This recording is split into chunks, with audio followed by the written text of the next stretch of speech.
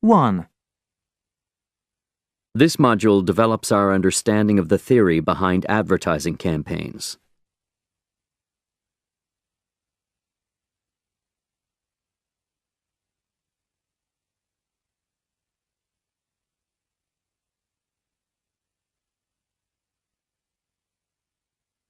Two. Computer software has changed a lot in the last year.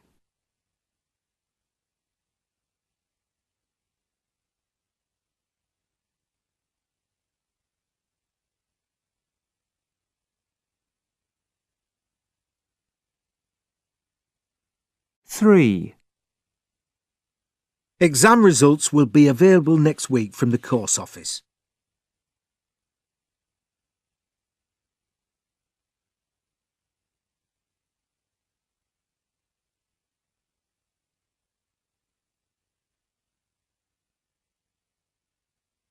Four.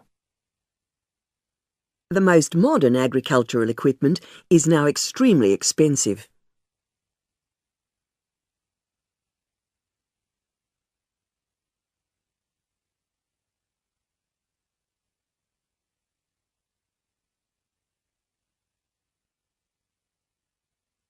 Five. The number of students registering for postgraduate research has risen.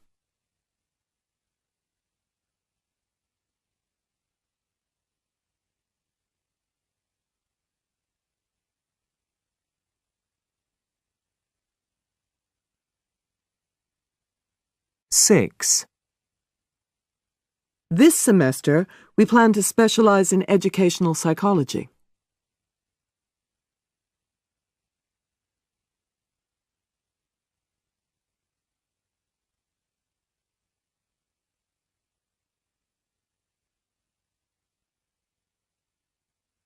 Seven. The new drug will be tested in North America.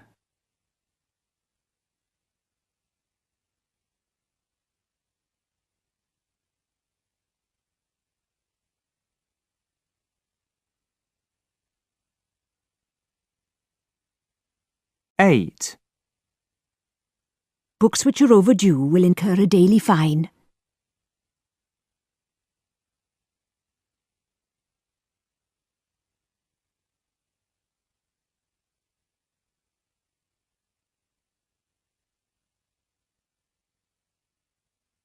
Nine. Distance learning has become far more popular these days.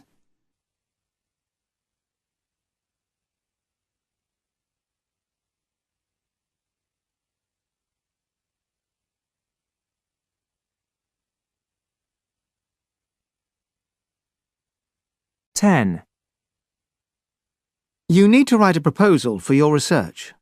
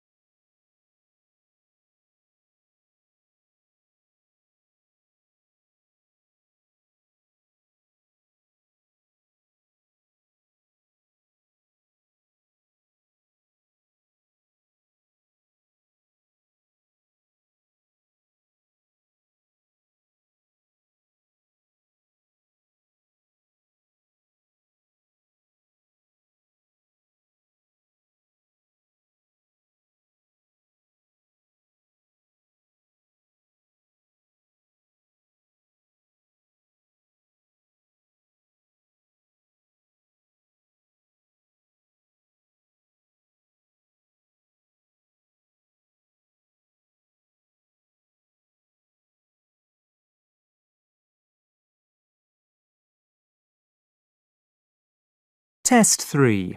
Retell lecture. Page 95. 1. Now, as we all know, it has long been the habit in many countries that teachers give homework to school children of all ages. Despite the fact that a minority of educators don't agree with this practice, it has never seriously been questioned or challenged before. However, it may be that the tide is turning. These days, more people are becoming convinced that homework is of virtually no benefit, particularly for children in the younger age group. So, why have teachers always given homework? Well, the answer seems to be because they are obliged to.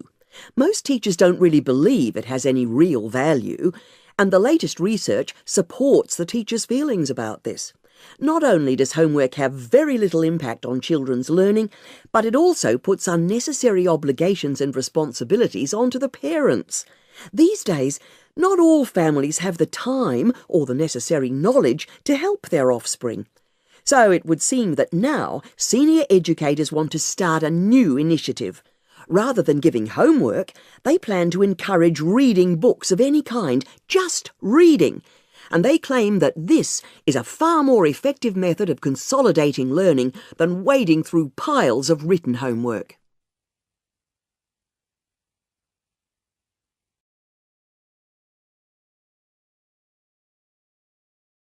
Two.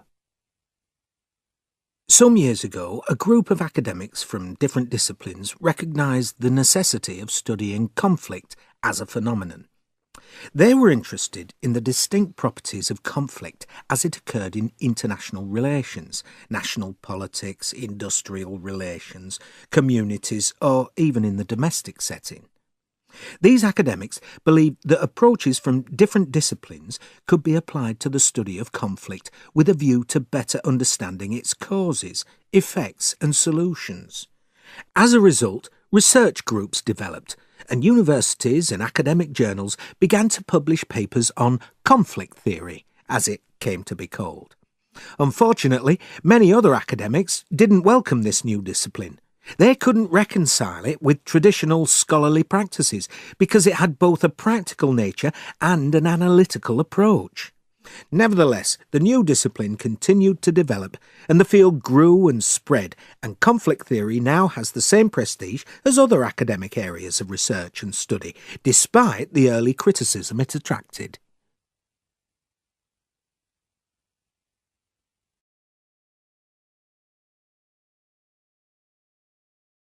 Three.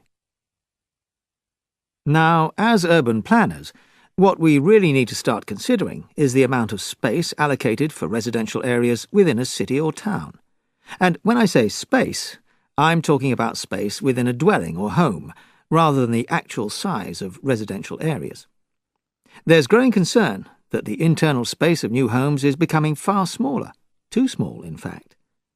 Maybe you're thinking, is it important for residents to have sufficient space? Is it merely a preference to have more space, or are there more serious implications? Is there, in fact, any evidence to suggest cramped living conditions affect residents' physical or mental well-being or their day-to-day life? Well, research from a number of sources indicates that this is an important issue which needs addressing. Cramped conditions can lead to aggressive behaviour, to family tensions, psychological anguish, and, in the more extreme cases, physical illness as well. Not only this, but there is a proven link between overcrowding and the social and emotional development of children, as well as their educational attainment. So, the main issue here is that residents require enough individual space to be able to live and function together, but with sufficient private space for personal time within the home.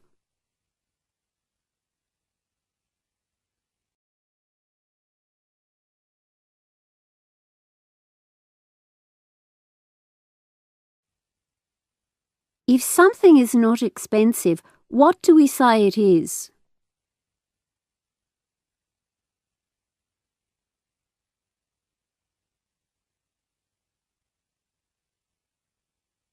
Two. What do people wear if they can't see very well?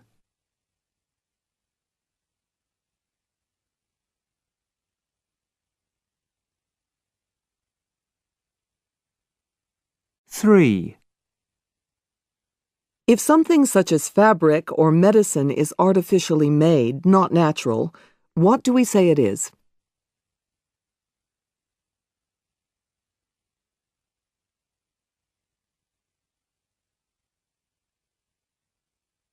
4,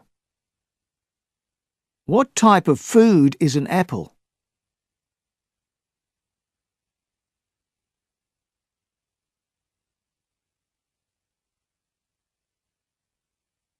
5, How many months are in a year?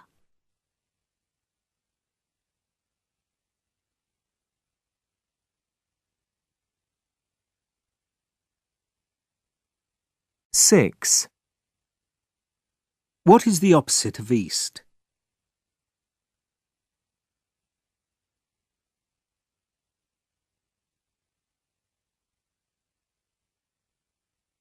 7, When ice is at room temperature, what does it become?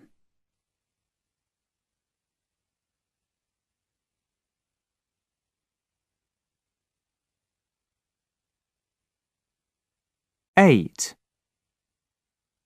Which sweet food is produced by bees?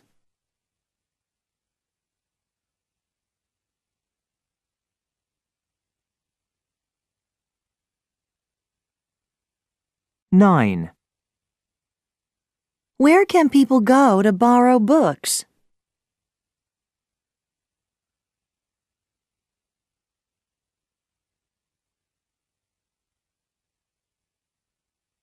10. Who serves food in a restaurant?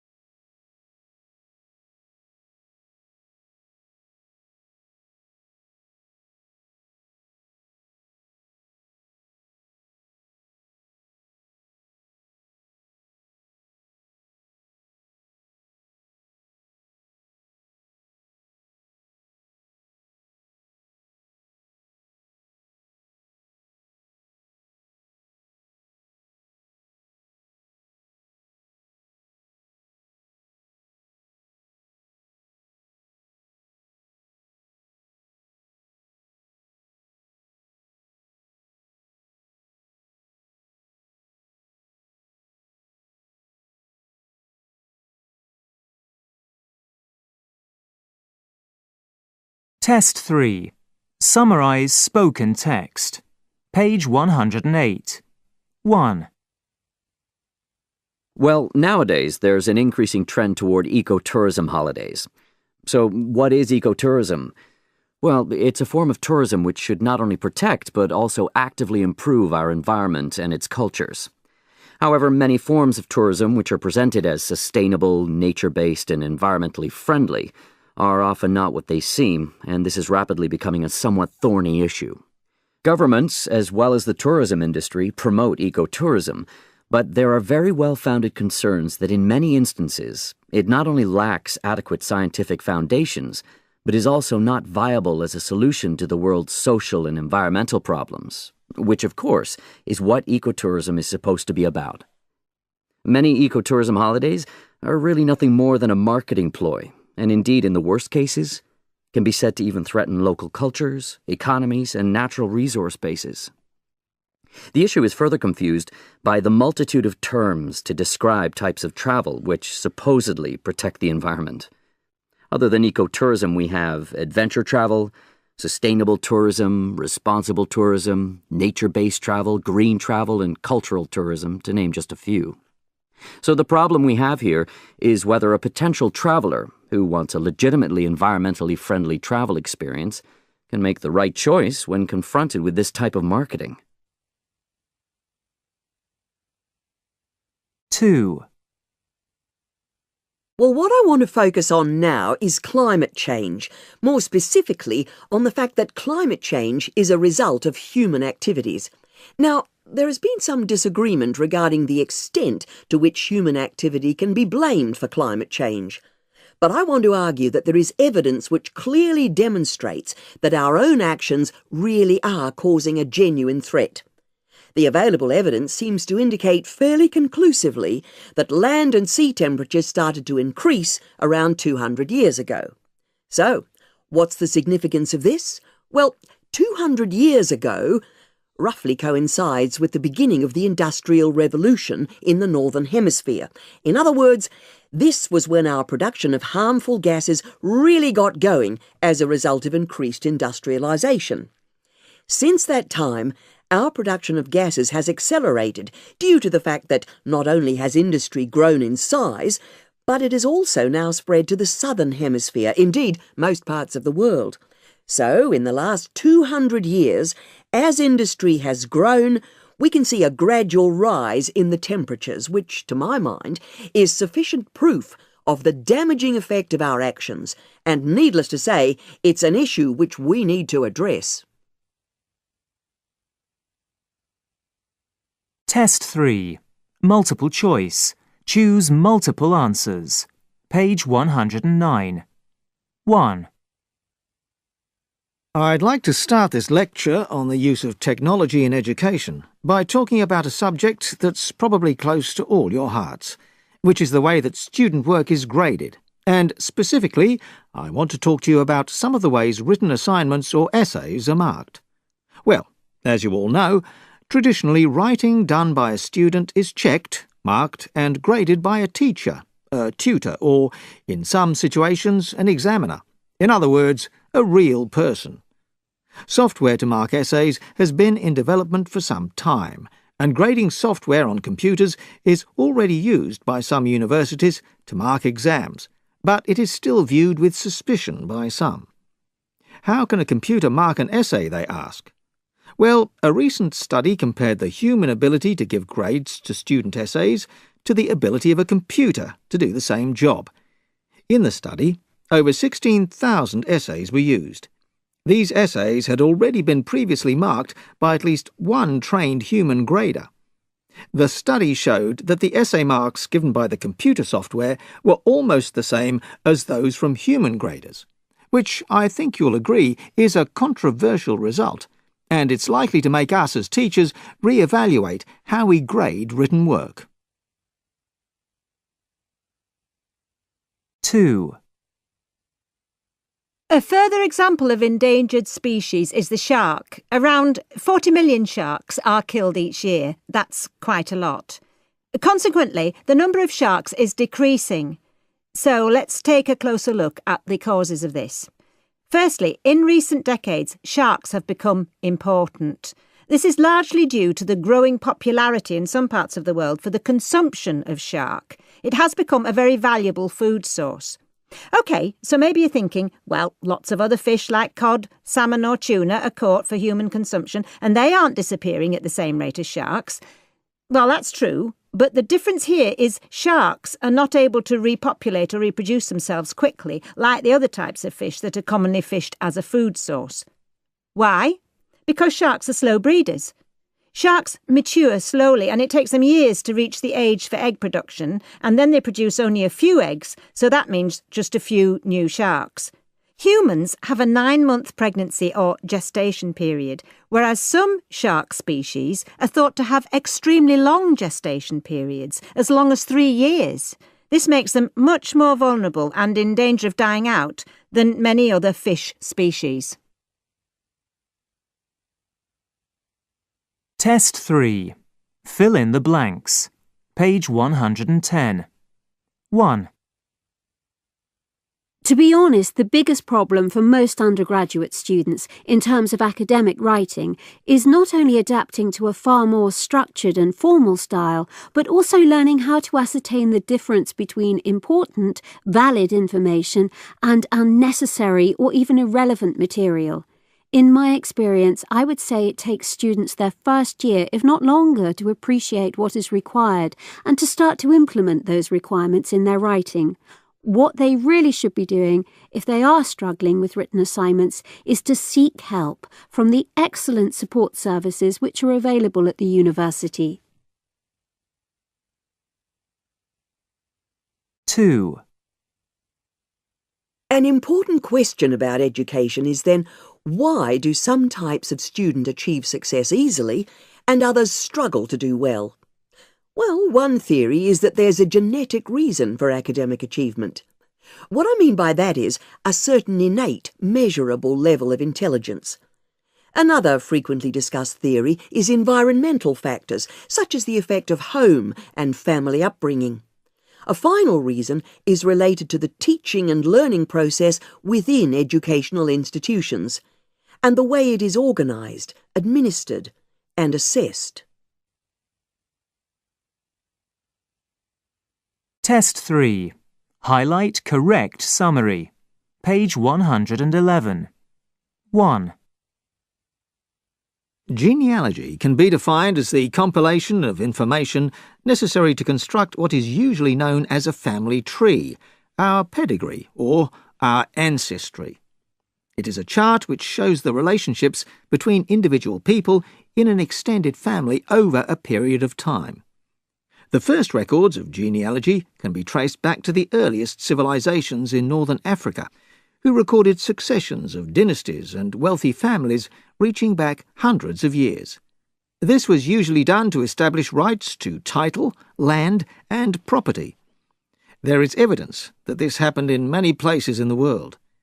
However, it was the domain of the wealthy, and few people outside those circles were even aware that family ancestry could be recorded and traced. This situation changed in the early 19th century, when genealogy became more generally well known after the first practical guide to research was published. But it was not until the mid-20th century that family history was no longer solely devoted to tracing the genealogies of the great, the wealthy, or the famous, and it became a more common activity among the general population. 2. As you know, there has been an unresolved debate as to when and why early humans first started to use fire. However, recent new findings from a study in South Africa have been the talk of the anthropological community. So, what are these findings? Well, prehistoric ash and the remains of burnt bones are evidence that early humans used fire much longer ago than previously envisaged, 300,000 years earlier than believed, in fact. Scientists have found evidence of multiple fires, ash and bones, deep inside a cave, which means it is highly improbable the fires were started naturally. One question that still remains unanswered is why they were using fire. Some researchers are citing the burnt bones as proof that our ancestors cooked the meat, but it has also been suggested they ate the meat raw and then tossed the bones into the fire. Test 3. Multiple choice. Choose single answer. Page 113. 1.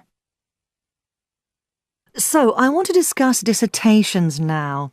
Our experience is that final year undergraduates and master students can struggle to find a suitable topic for their dissertation. Often they're not able to come up with a viable or suitable area to research. Another problem may be that the topic they choose is too broad and needs to be refined. So anyway, eventually their proposal is submitted and approved. But then, after some background reading or a deeper consideration of research methods, they may well want to modify their original proposal to some extent. Well, that's fine. We expect modifications as the work progresses. This is normal. What we don't want to happen is that the student repeatedly wants to completely change the whole approved topic or original proposal to something completely new, and that does happen at times. 2.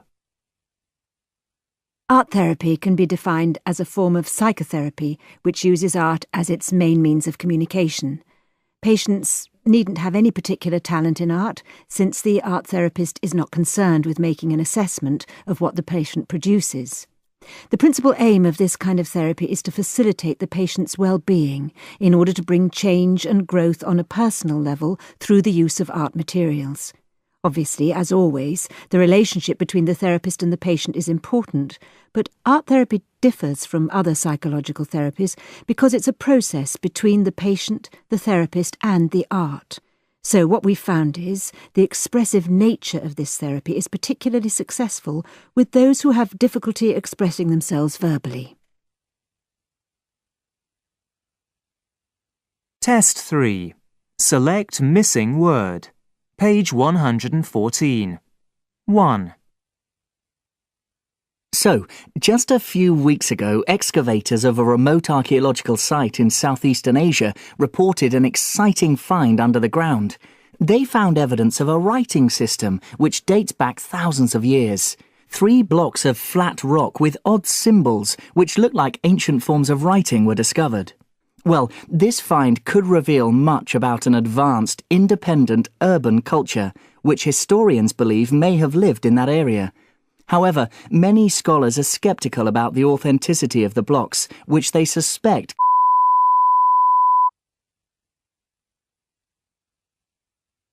2. Okay, so the date of the invention of the first clock is disputed among historians, but it's agreed that the first method for telling the time was the movement of the sun across the sky. When the sun was directly ahead, it was midday, and when it was on the horizon, it was early morning or early evening, according to whether it was in the east or the west. However, this method was problematic in terms of accuracy.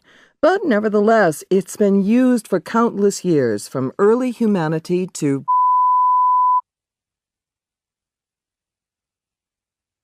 Test 3. Highlight incorrect words. Page 115. 1. One of the most encouraging phenomena in recent years has been the growth of lifelong learning in the education sector. Nowadays, students are embarking on courses at all ages. Higher education is no longer seen as a place for the young. Mature students are appreciated and valued. Recent research has also indicated that older students are enthusiastic learners, able to contribute a number of skills and attributes gained from work, family, and other life experiences. 2. Conducting a video conference is now a popular means of communication in the business world. This telecommunications technology allows 2 or more locations to communicate by simultaneous video and audio transmissions. It's designed to serve conferences or meetings in multiple locations. The advantages are obvious.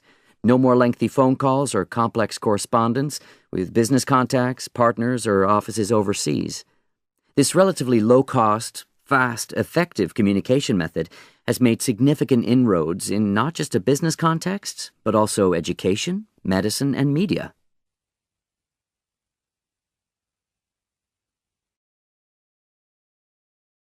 One. You can request library books by using the electronic catalogue. 2. Coursework and exams will form part of the annual assessment. 3. There are new innovations in the field of digital architecture.